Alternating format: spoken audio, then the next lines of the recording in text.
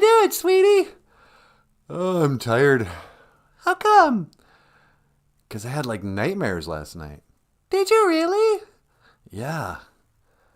I mean, it was so weird. They weren't even nightmares. If I explained them, it's not even that scary. But, Bagheera. Oh, hey, everybody.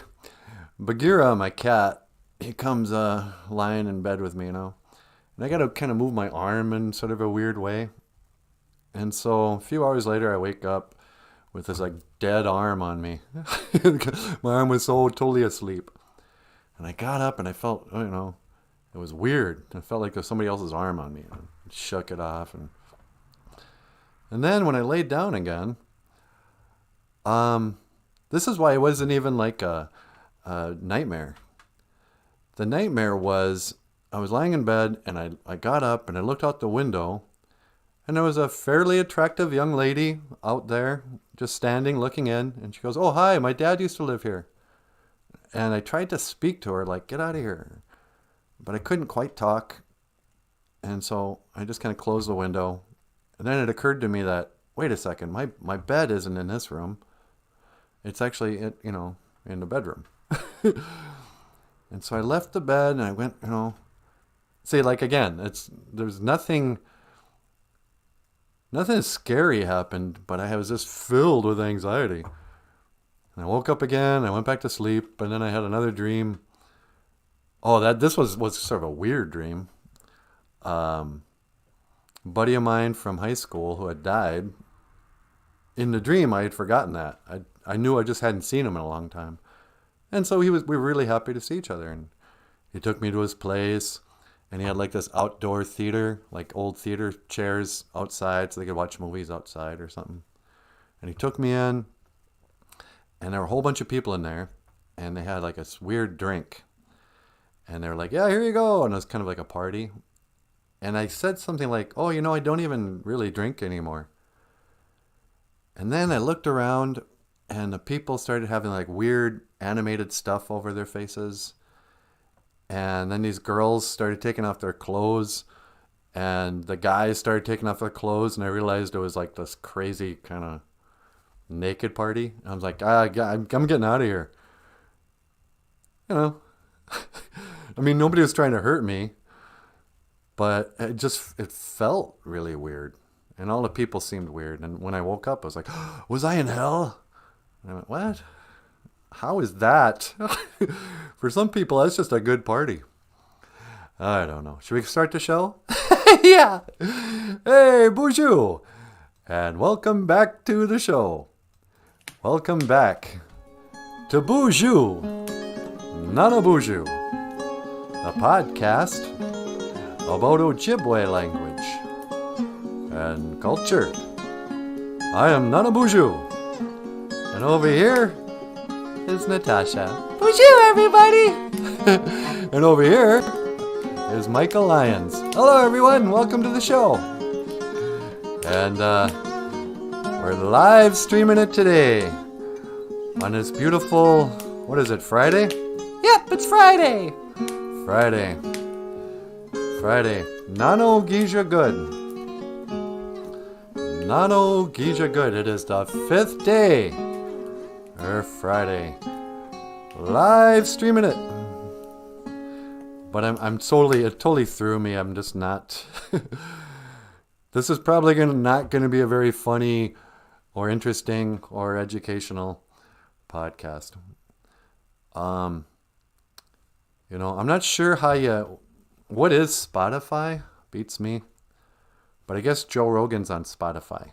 So, if you get bored here at BOOZHOO Crew, go ahead. I'm not gonna blame you. That's all I'm saying. Don't tell the viewers to go watch Rogan. I'm just saying, if we don't have anything interesting to talk about today, I'm not gonna hold it against them. All right, let's see who's here. Joseph. BOOZHOO, Joseph. Joseph's here, first in line. All right, I think that's the first time Joe's been here on time. Yeah. How you doing, Joe? You gonna give him a gold star? Gold star up on the sign with Joseph. Hi, Joseph. Dasha says hi. And I was learning's here. Hey, BOOZHOO, I was learning. Can I was learning get like a silver star? Oh, sure. We'll put a gold star for Joe and get a silver star for always learning. All right. So, I think the question everybody's asking themselves on this Nano-Geisha Good on this Friday is Elvis still alive? What? I don't know. Is that how you're going to get into it? Yeah, why not? Do you think Elvis is still alive? No. What do you mean? What do you mean? I mean, he died in 1977, didn't he? Yeah. Actually, what month is it? What month is it? It's July. Okay. I think he died in August of 1977. So when I was a little guy, just a little guy, I was probably a third grader or something. My grandmother, oh, might as well pull this up. Mi grandmama, ni nukomis. She made me an Elvis Presley outfit. It had the high white collar. It had sequins on it. It had a gold belt. It had some scarves, and a big day of the Laporte all-school talent show. And you would have thought it was unfair because I had to compete against high schoolers. But my dad and I, we got together and we did this. We worked up a medley of Elvis Presley songs.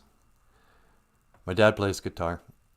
And so when I was a little guy, they dressed me up as Elvis Presley. And my dad, shoved me out on stage. And I remember going out there going, no, no, no, no, no, no, no. Well, I can't be found. Bop, bop. Sitting here all alone. Bop, bop. If you can't come around. Bop, bop. At least please telephone. Don't be cruel. Ooh, to a heart that's true. And as luck would have it, I won first place. Is that right? Yeah, you know the story. I know. I'm just trying to be a good, audience. Oh, right.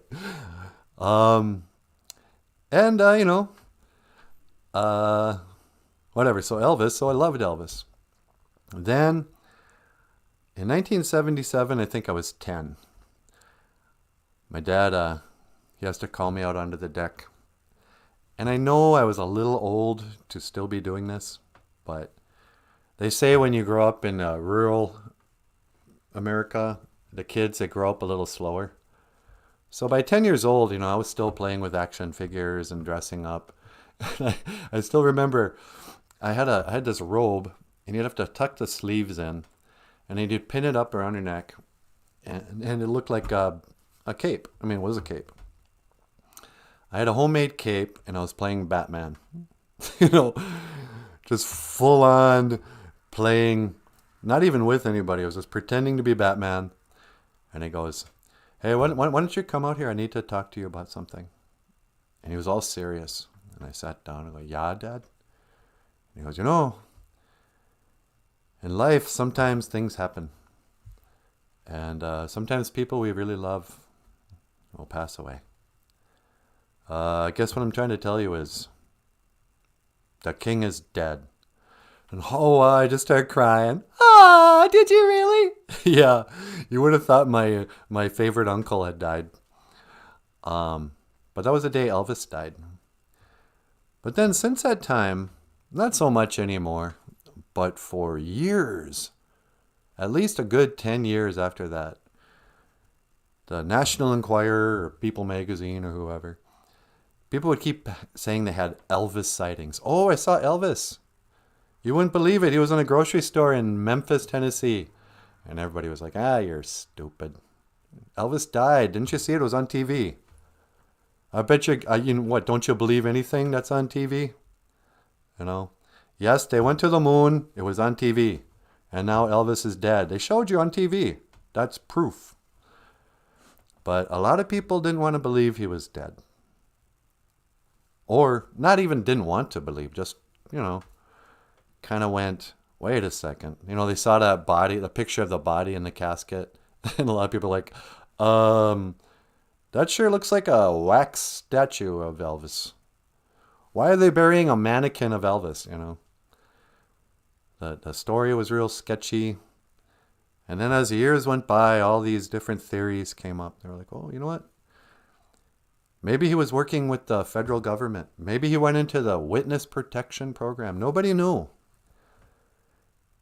And so years go by, and the legacy of Elvis lived on. People still played their records and that. But they started to make fun of the king. They're like, oh, he's a fat guy. You know, whatever. But then a few years ago, there were all these people who started saying, hey, you know what? There's this pastor named Pastor Jesse something, who's about the right age of Elvis. And, you know, he's a pastor and he's a really nice guy. But, and then people go, what'd you say his name was? Jesse? Wasn't that Elvis's twin brother who died? Wasn't that his name? And all these different weird conspiracy theories came out.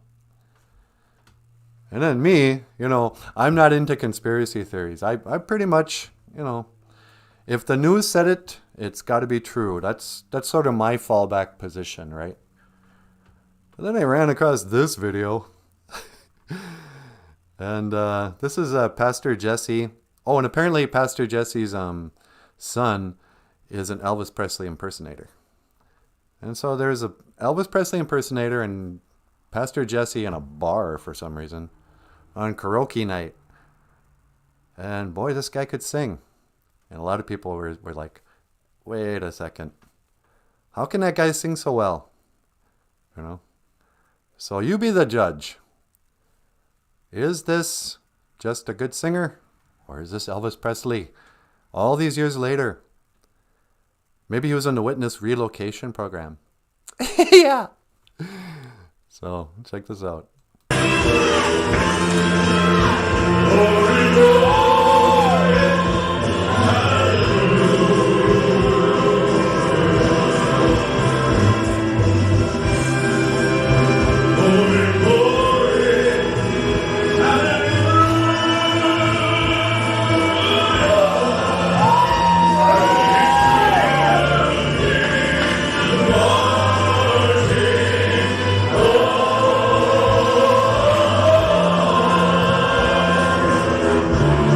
That young guy kind of looks like Michael. Is that you, Michael? No, that's not me.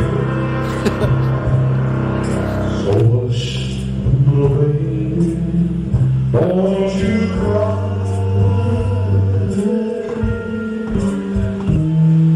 You know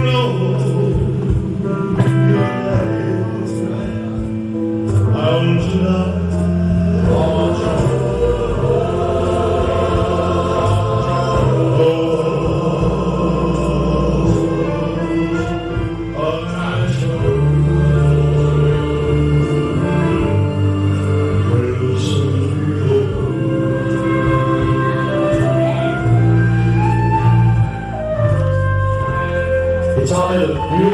Beautiful blessing of the grace of God, a gift, only a gift that is given. But He taught me so much about love and about mercy.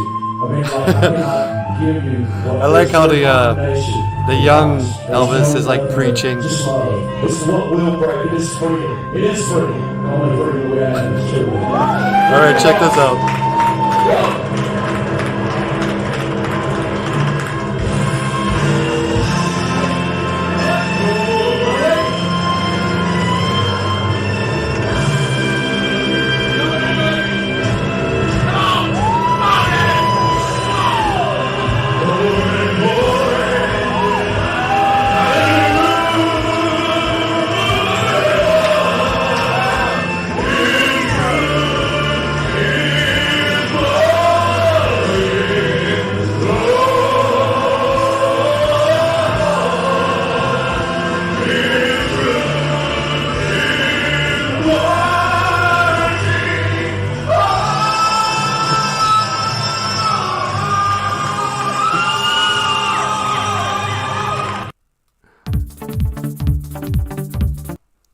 You know? If that isn't Elvis, I still like that guy. Yeah. If that isn't Elvis, he's just a great karaoke, whatever that word is. Elvis. You know, and part of the problem is you kind of want him to be alive. So you see a guy like that, like, hey, wouldn't it be cool if he was still alive? Wouldn't you be mad that he lied to you all these years? I wouldn't even care. Elvis, if you're watching this show today, which, you know, there's a pretty good chance you are, you can come out and say, hey, you know what, guess what? I faked my death. I pulled an old, you know, you name it. You know, I think he was one of the first celebrity death fakes. Or was Paul McCartney, did he fake his death before that? Yeah, I think the fake, you know, whatever. Yeah, apparently Paul McCartney died and they replaced him with a double. Allegedly. But, yeah, I don't know. So, Papa Wagosh. Hey, bonjour, Papa Wagosh. How you doing? Papa Wagosh says, my Elvis story was on a bus in Barcelona, Spain. Lady says to me, your king died. That's the way people thought of Elvis Presley and Americans. He was the king, not of rock and roll. He was like our king, you know.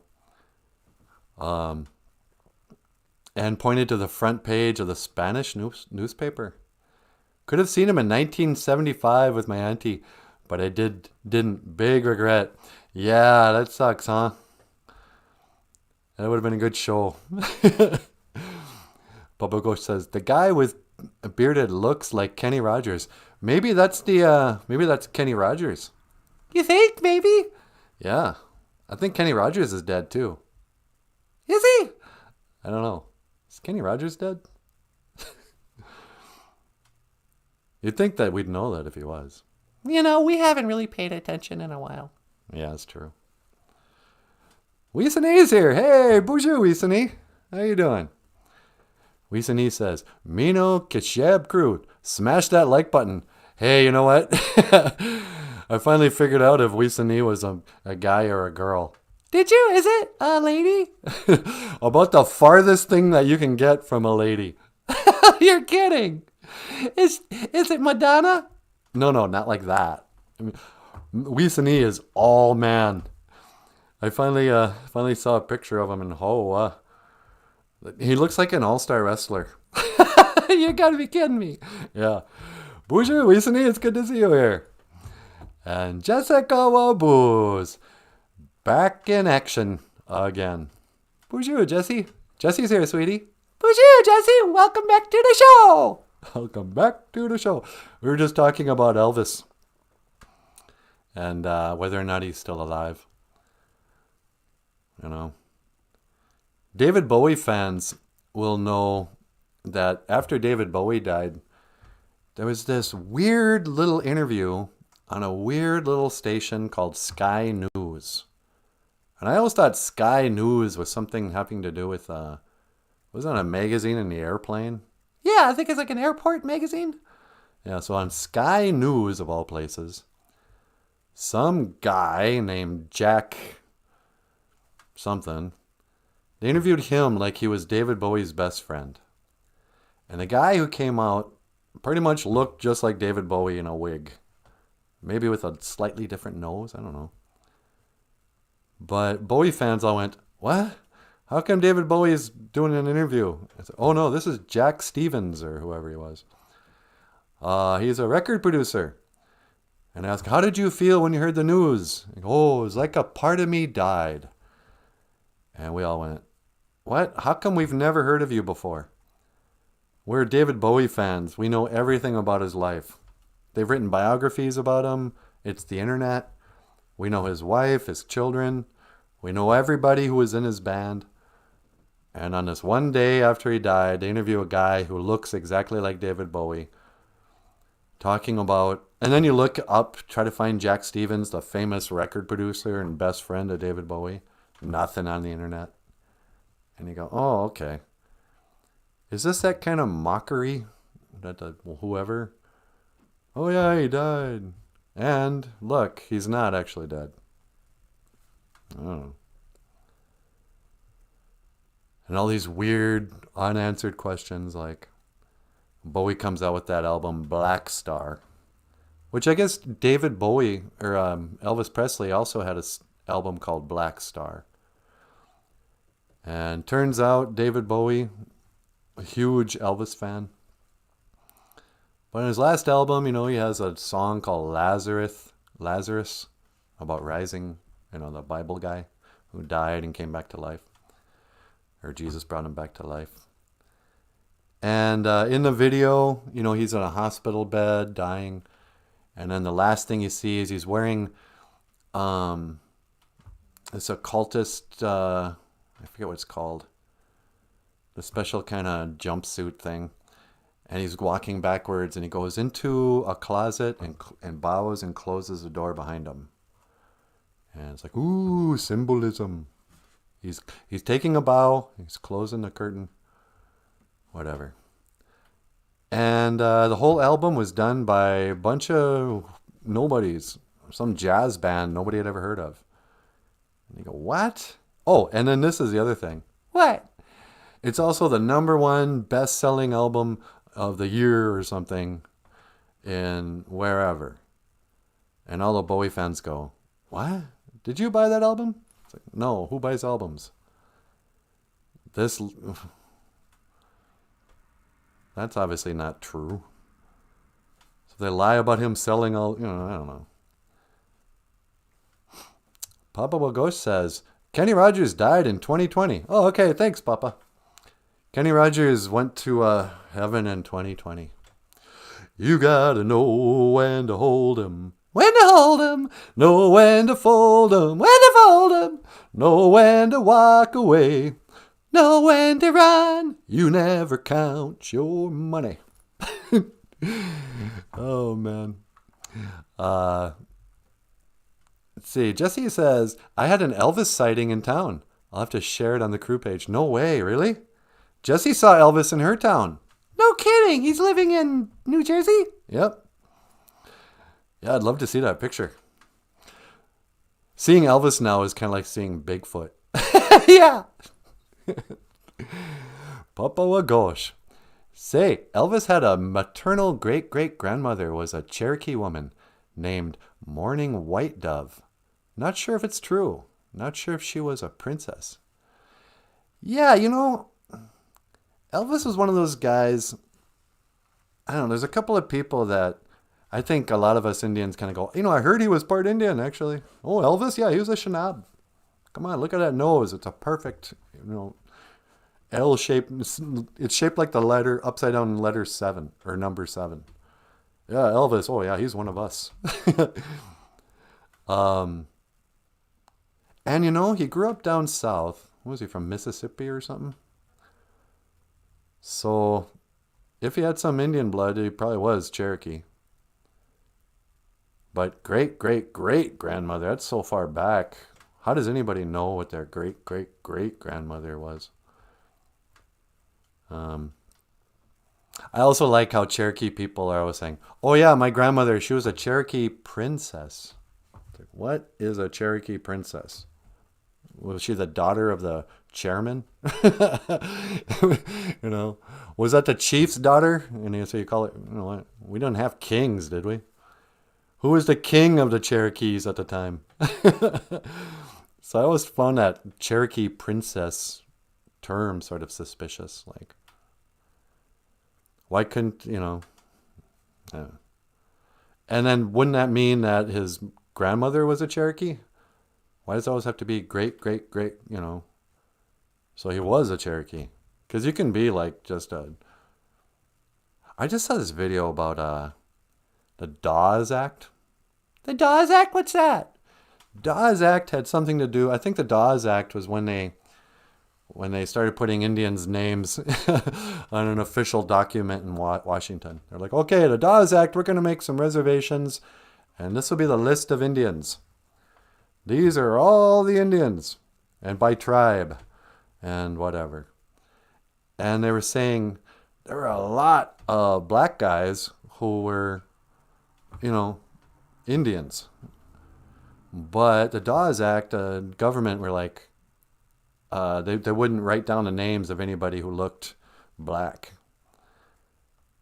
And, it brings up more questions like, how come there were so many black Indians here?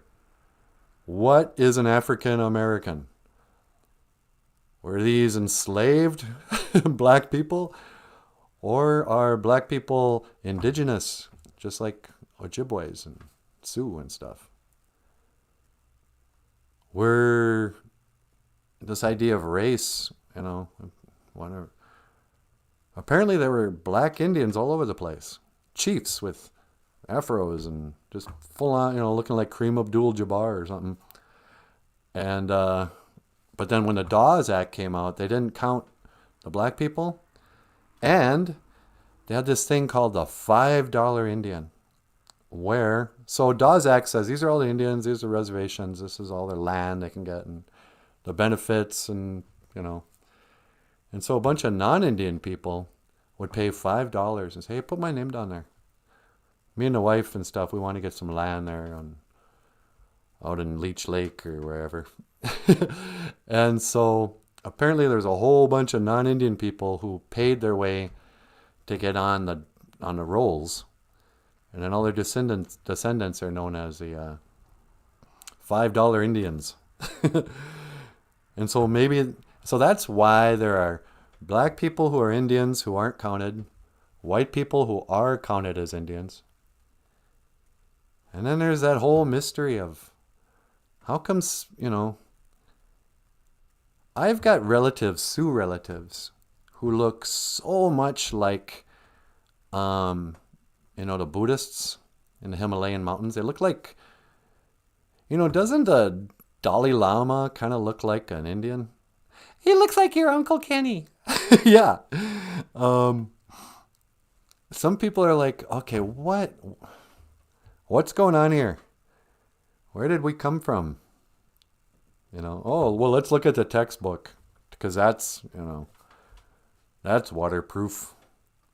Some people wonder, are we like a migrating tribe from, Russia and Himalayan mountains? I mean, some of us anyway. The more I learn, the more dumb I realize I am. The less I realize I know. That's the problem with learning. Yeah, no kidding. I just get, I have a question, I look into it, try to find the answer, and I walk away with 20 new questions. Hikes. I don't know. Papa Wagos, Jess sees everyone in her town. Oh, yeah. I think it's part of a witness protection program. Yeah, probably. Because, Elvis wanted to be the drug czar, which is ironic. But he went to Nixon, that famous picture of him wearing a black cape and a stage outfit in the White House. And he's shaking hands there with President Nixon.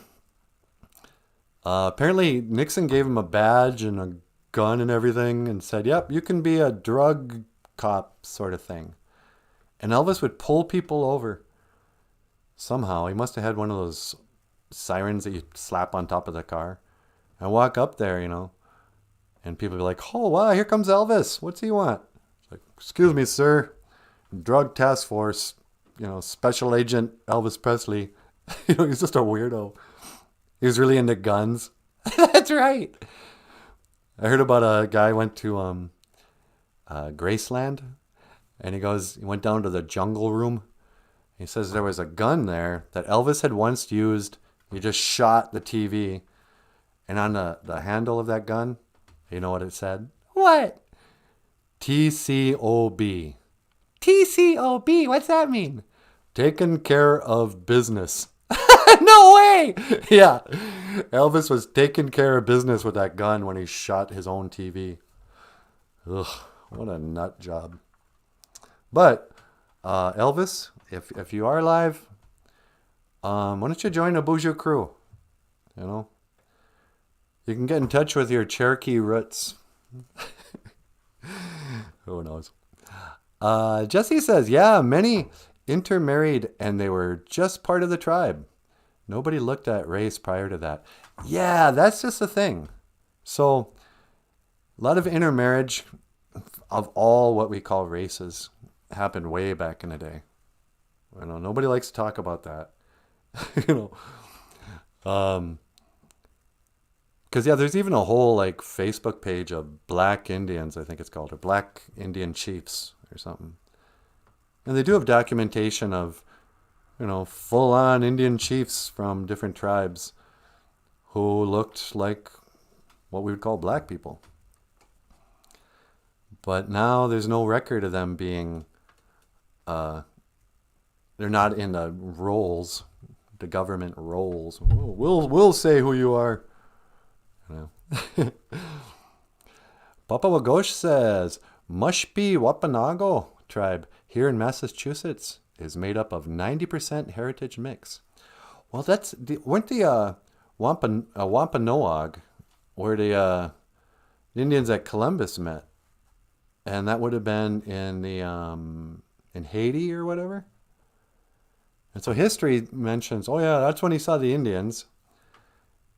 And I don't even know if people in Haiti call themselves Indians, but they sure look black to me. And so I wouldn't be surprised if, we just, race. Such a stupid concept, isn't it? Yeah, that was the other thing, you'd look into race. Oh, I'm going to learn something about race because, I'm a social justice warrior. I will end racism. And then you dig into it and you go, I'm more confused now than when I was before. Now when I talk, I sound like a racist because I'm learning more about what race actually is. So I don't know. Or the Pilgrims. Yeah, thank you. The Wampanoags were when the Pilgrims came, they were the first. Yeah, that's what it was. It was Squanto. It wasn't Columbus.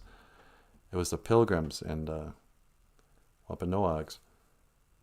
So when they make movies about it, they get Adam Beach to go, yeah, why don't you play one of the original Indians who met with the Pilgrims?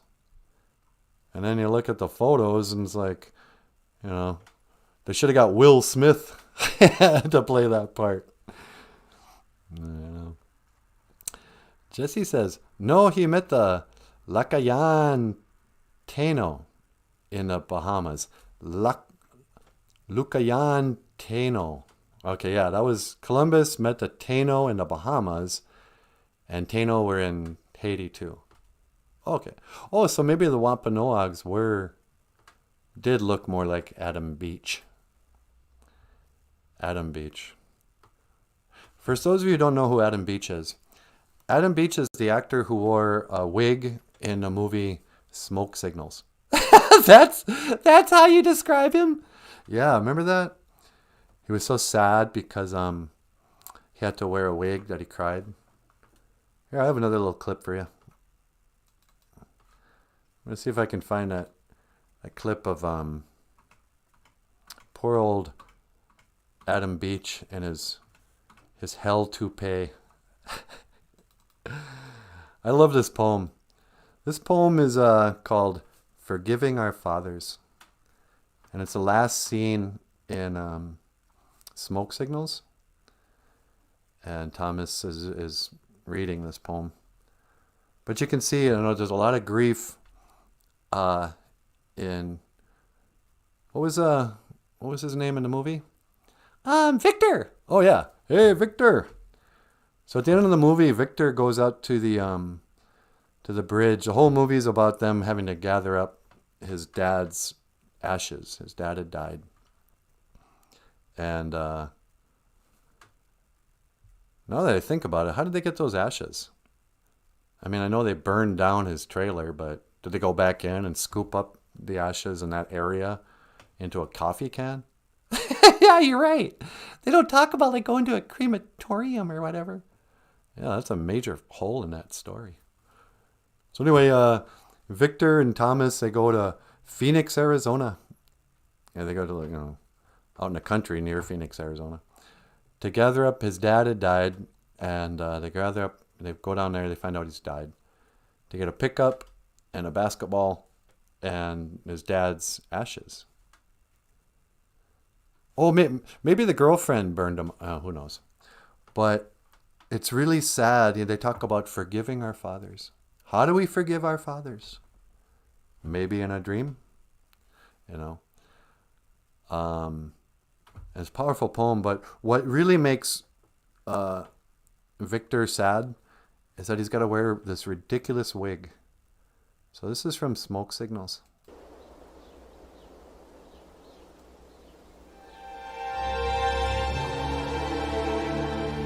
How do we forgive our fathers? Maybe in a dream. Do we forgive our fathers for leaving us too often or forever when we were little? Maybe for scaring us with unexpected rage or making us nervous because there never seemed to be any rage there at all? Do we forgive our fathers for marrying or not marrying our mothers? For divorcing or not divorcing our mothers? And shall we forgive them for their excesses of warmth or coldness? Shall we forgive them for pushing or leaning, for shutting doors, for speaking through walls, or never speaking, or never being silent?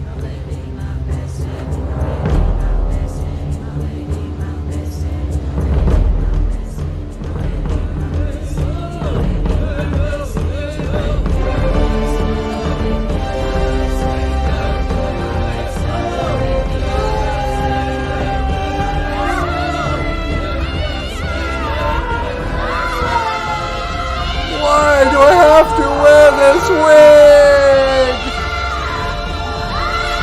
I hate my wig. No. I just want to take off my wig. Do we forgive our fathers in our age, or in theirs, or in their deaths, saying it to them, or not saying it? If we forgive our fathers, what is left?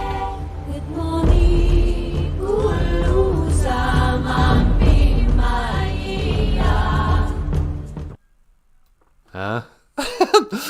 I wish you hadn't ruined it by making fun of it. Okay.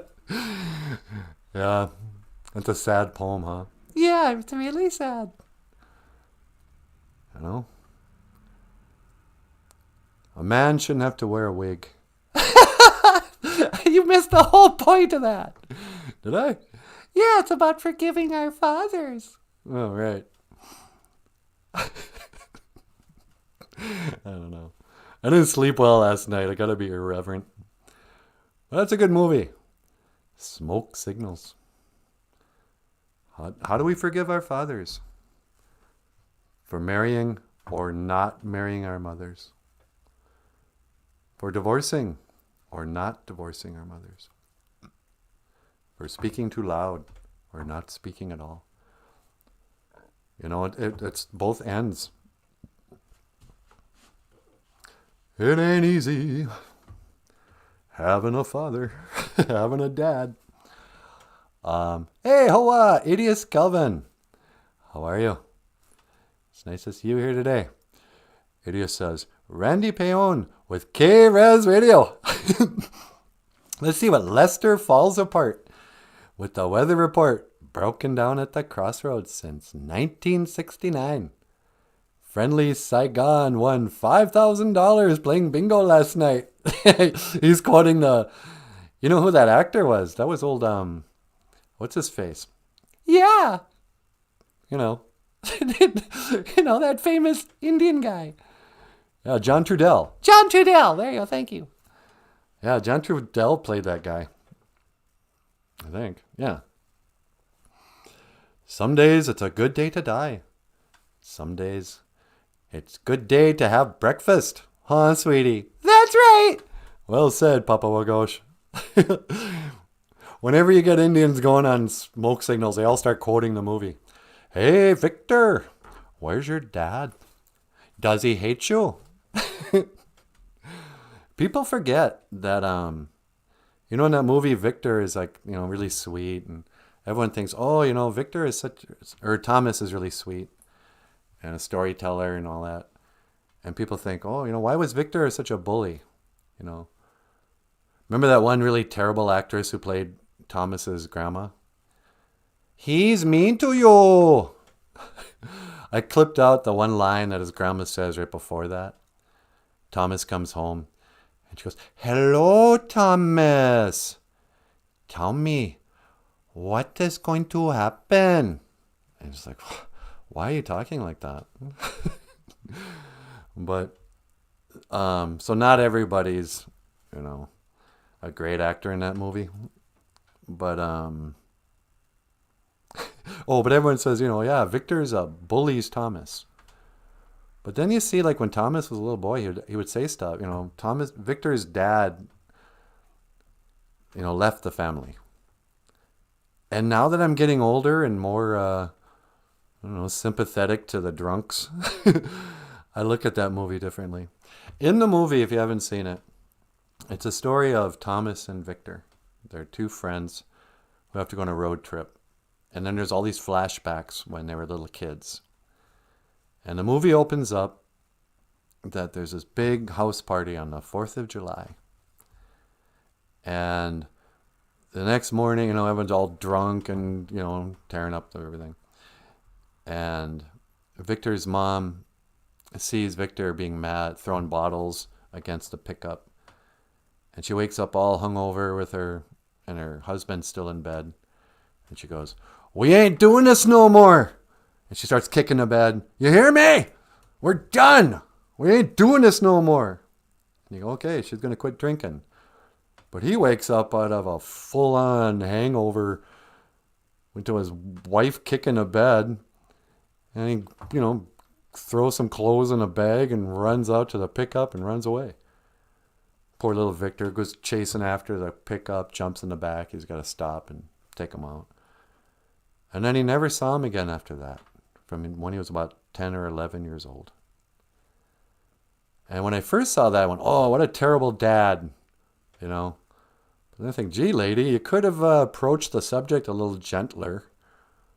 What do you expect a guy to just wake up out of a drunk and say, yeah, okay, you make a good point. I quit drinking too. Thanks for kicking me awake. But anyway, so a bunch of stuff happens and they go to pick up the ashes and then sprinkle them in the river. And he will rise like a salmon. Idia says, yes, Trudel was the greatest of all time of indigenous poetry and philosophy. He really was.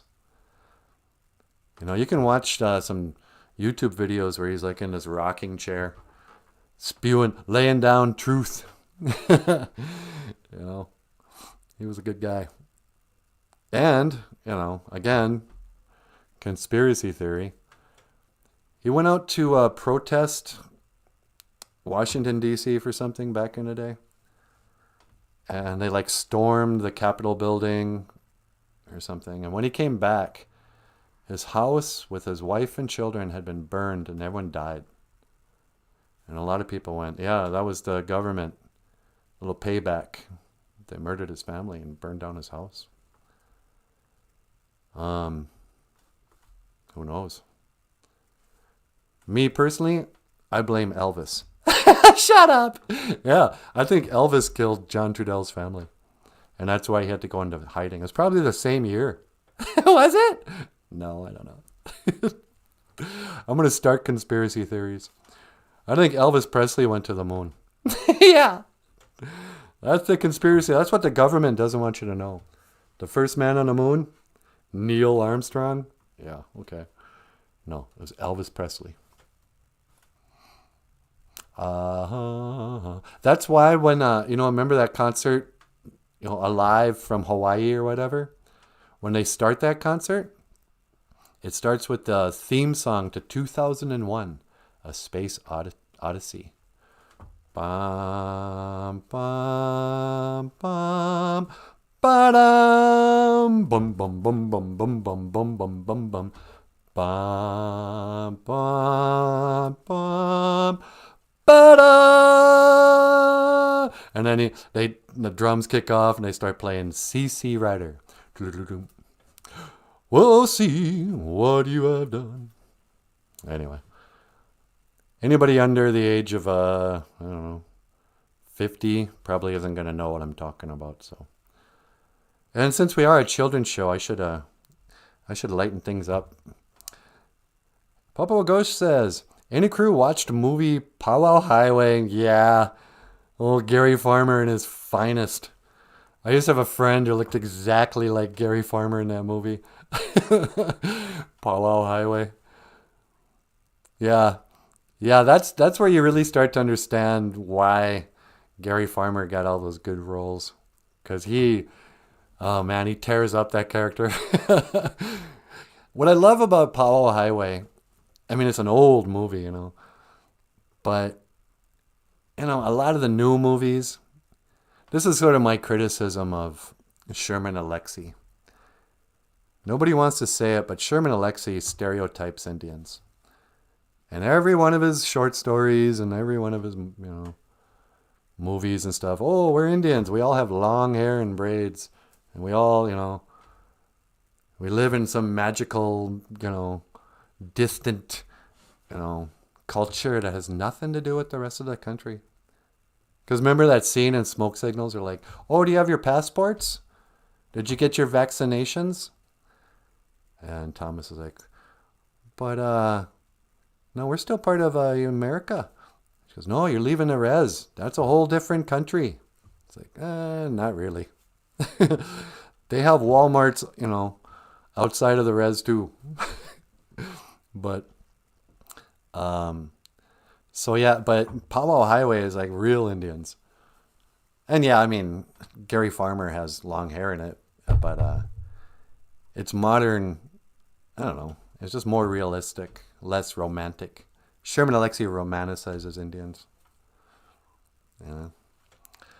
Papa Wagosh says, every human being is a raindrop. And when enough of these raindrops become clear and coherent, they then become the power of the storm. Yeah, that's pretty good. He also said something like, guard your souls, because you're living in a place where souls get eaten. And you start to wonder about modern America and, you know, consumerism, godlessness, whatever you want to call it, where our souls get eaten. And pretty soon there's, you know, a whole generation of people walking around with no souls. Their souls have been eaten up. And speaking of souls and Indians, you want to get up here? Sure. Oh, one more thing. No, I can't remember. I sent one of yous in the BOOZHOO crew an email last night asking for your address. And everybody's got a different name here. And so I want to say it's Idius Calvin. But I got my books in last night. So if I promised you a book, you know, check your email. Because I might have a question about your address or whether or not I sent it yet. I can never remember who I sent books to. I know, we got to start writing that down. So anyway, here's a song about Michael's... Oh, okay, before we do this, we're going to run out of time. Okay, I'll let you tell the Firefly story. This is a song about Michael's grandpa, Michael's Nokomis, or that's grandma, Michael's Mishomis, Michael's grandpa, who went to boarding school back in 1913. No, he was born in 1913, 8 miles east of Bina, as the crow flies. And he didn't like it. I'm just going to talk. I remember one time I asked him about boarding school, and he goes, you know, for some people, boarding school was like a home away from home. But not so much for me. You know, sometimes these elders, you know, they're so understated that it has a greater impact. This song is called Home.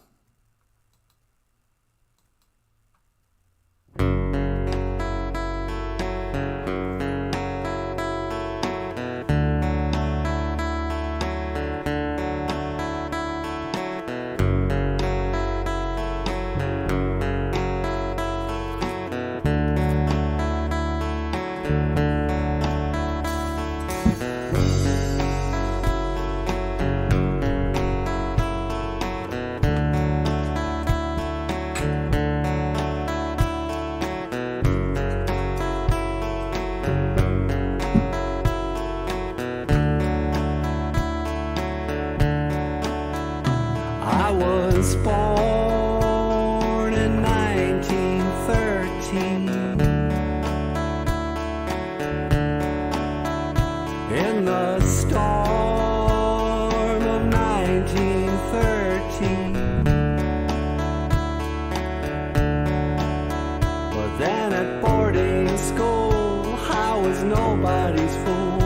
Down at Flandreau I grew madder every day. That's why I had to run away, 'cause this is no way to live. And I wanna go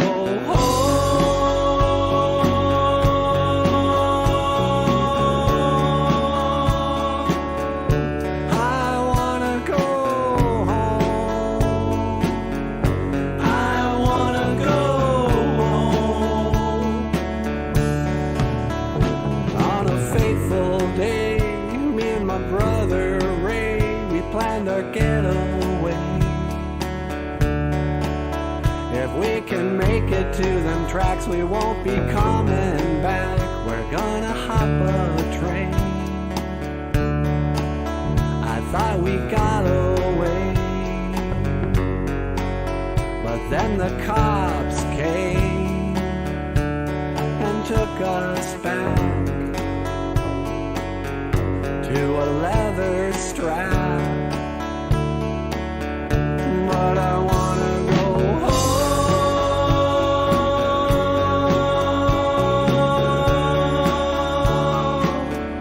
I wanna go home.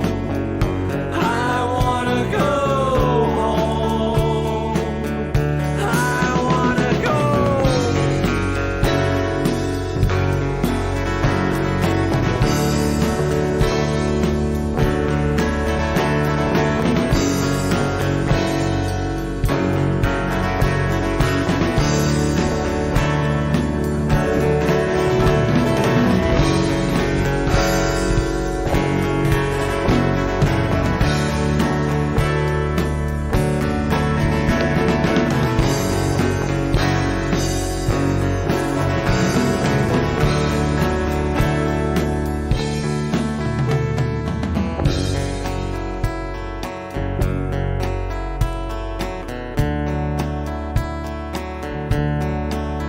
And I remember it still.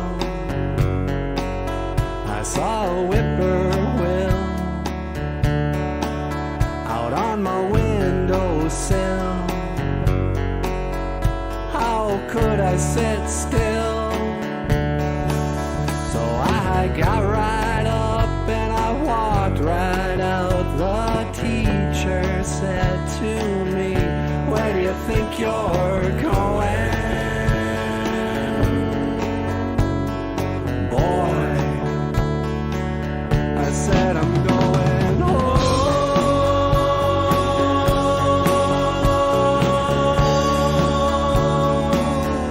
I wanna go home. I wanna go home. Ni wiki way.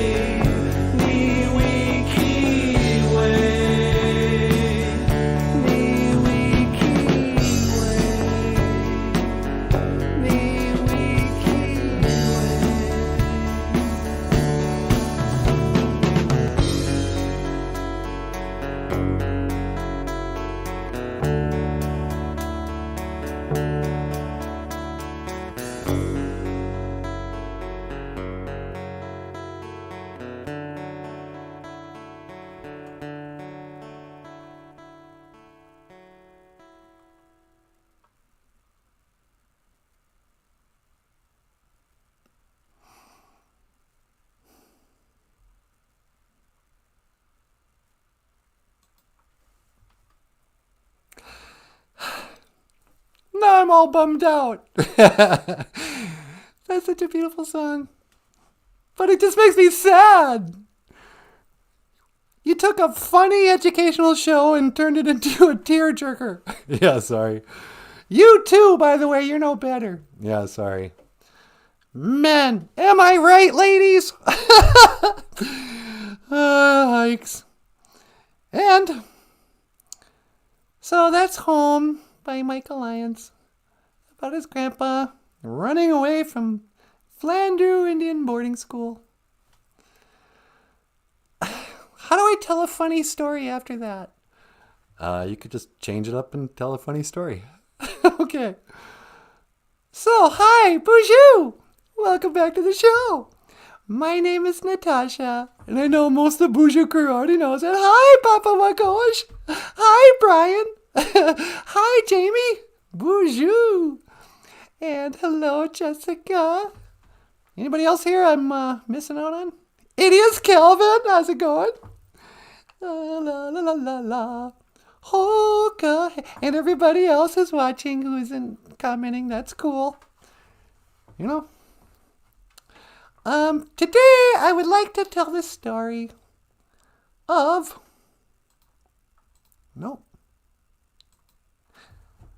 Wawatesi, the firefly, and Mushkiki Winini. Oh, Mushkiki Winini, I hear you say. That doesn't mean doctor, that means medicine man. Well, that's what we thought of doctors, as medicine men. And yeah, I know that in the Indian way, you could be a Mushkiki Winini and never been in a hospital in your life. You could just be putting on sweat lodges and, giving people Indian names. Yes, that's a medicine man. But another kind of medicine man would be like a doctor. This could be a doctor of philosophy, like in colleges. Real doctors. Do you think doctors of philosophy are real doctors? They sure are. I mean, how else are you going to learn about, non-medical stuff? But anyway, this is a story of Wawatesi, the firefly, and the Mushkiki Winini, the doctor. Back in the days of the grandfathers, there was a little firefly, Wawatesi. Oh, he was just depressed. And one night he saw a light on in the podiatrist's office. A podiatrist is a mushkiki that works on the feet. And so he walks in there and he goes, Mushkiki Winini, doctor, can you help me? I'm so depressed. I have so many worries in my life. I stress all the time. I can't sleep. I can't eat. My heart is broken. I got all these, I'm so neurotic. I can hardly function. Please, can you help me? And the foot Mushkiki Winini, the foot doctor, the podiatrist, he goes, oh, I'm so sorry to hear that, Wawatesi. But I'm not that kind of doctor, you see. I work on the feet. Look at my door. It says sign there, foot doctor. What you want is like a psychiatrist or something.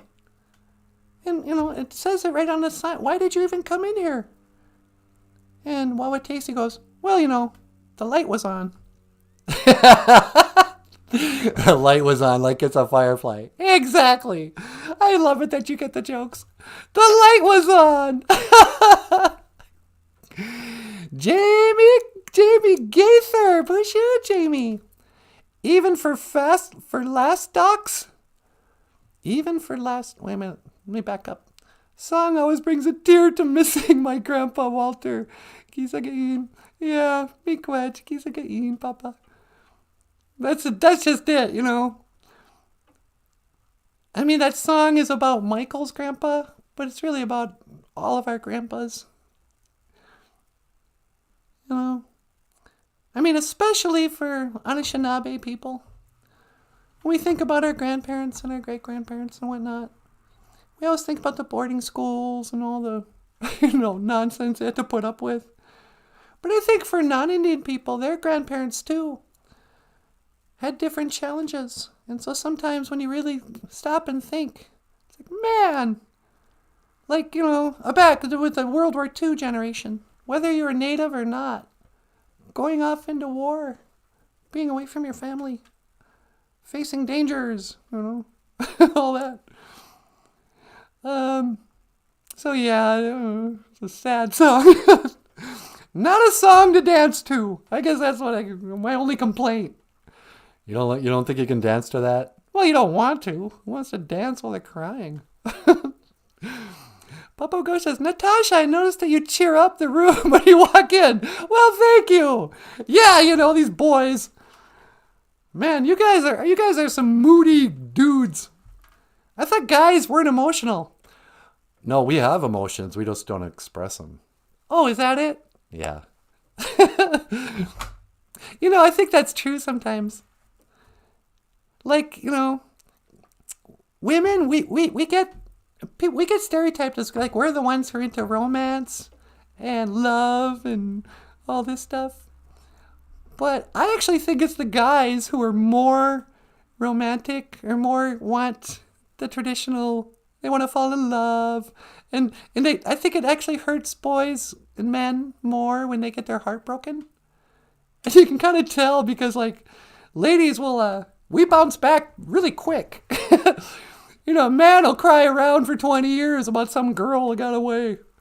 Huh, Michael? Why are you looking at me? Oh, you know why I'm looking at you. I'm not going to name any names. But stay tuned tomorrow for a special song about a girl who broke Michael's heart.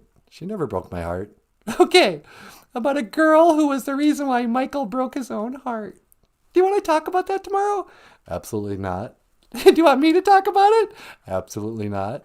Okay, tune in tomorrow for stories of Michael's personal love life on BOOZHOO NANABOOZHOO.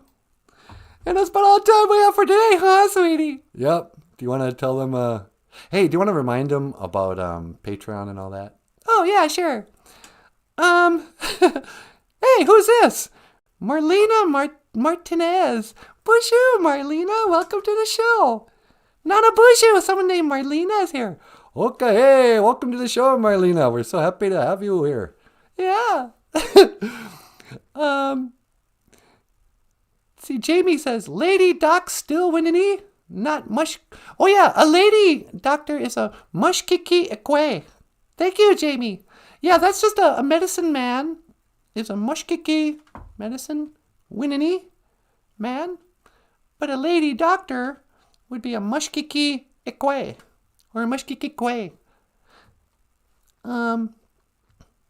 Yeah. And so Papa says, I think doctor isn't male or female. When you look in a dictionary, it just, yeah, it's kind of like, they just assume. I think it's like being of course now they try to not gender anything, but being a, like a fireman. I remember my grandma, every time she was in the hospital, she'd be like, oh, I had a really, really nice nurse. There was that one guy, what's his name? That male nurse? She always thought it was interesting, like a guy could be a nurse. Oh, there's that one boy nurse. What was his name? Oh, he was so cute. It was great. She was up here in Bemidji once, and this dude, and like it's not, for young people, so of course there's male nurses, just like there's female doctors. But this one guy, my grandma was like 82 at the time, and she's lying in bed, and this young, hot nurse, male nurse comes in, and he goes, well, let me know, was it a boy or a girl? We all cracked up. He was implying my grandmother had a baby. Anywho. All right, tune in tomorrow. We'll be back at 8 o'clock. If you'd like to support the show, and I feel bad asking the BOOZHOO crew, because you guys being here is supporting the show. But if you're watching this not live, we could sure use your money. And if you'd like to support the show, we have a Patreon page where you can support us every month. And we'll send you a book, like, a gibberish or something. And if you'd just like to leave a tip, you can leave money at PayPal or hit a super chat. I'm like, no, don't do the super chat. And, but this fall, we're talking a big game. Who knows if we'll do this? I'm sure we will to some degree. But we want to film a proper children's television show pilot. A half-hour show with me and NanaBOOZHOO. Michael, are you going to be in the show? I don't know yet. I kind of want to get like human children to be in the show. You know, like Nicole's kids or something. Yeah, that's a better idea. But we'll have like real human beings. It'll look more like Sesame Street, but feel kind of like our live stream. But we're going to film a proper children's show. And we're trying to raise money on our GoFundMe page. Oh, Weesanee, you creep. Thank you so much. Weesanee just gave us $5. Hey, miigwech, Weesanee, we really appreciate it. Thank you so much. I always feel guilty when they give us money. And who's this? Randa? That would be amazing. Well, thank you. Thank you, Randa. So yeah, so if you want to help support that, we're trying to raise $4,000 to buy, our lights here are just, from Target. But we're going to get good studio lighting and another camera and maybe a computer. I don't know if we can buy all that stuff at just $4,000, but we're going to try. And so click the link below. And, but otherwise, I'd like to say miigwech. Miigwech bizundawieg. Thank you for listening. And miigwech ganawabieg. Thank you for watching.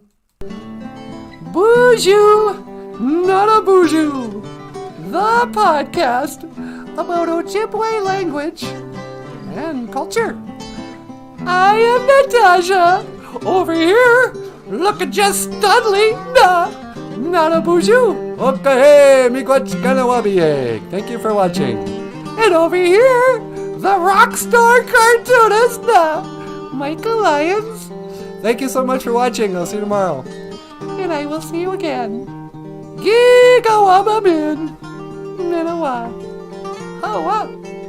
Sweetie? You need to be teleported away, honey? That'd be great. All right. Locking on your coordinates. 1 to teleport. See you later.